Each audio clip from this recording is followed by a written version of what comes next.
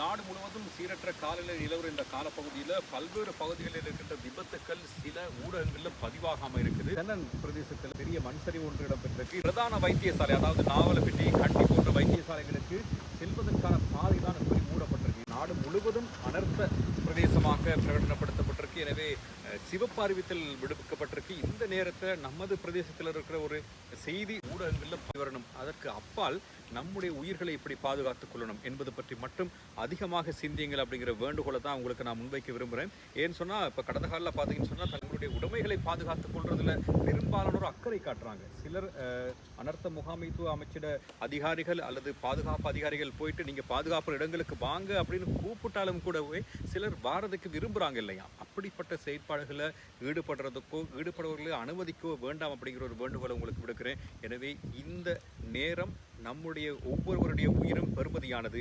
அதை தனித்து நாம் ஒருவரும் உணர்ந்து பாதுகாக்க முன் வருவோம்.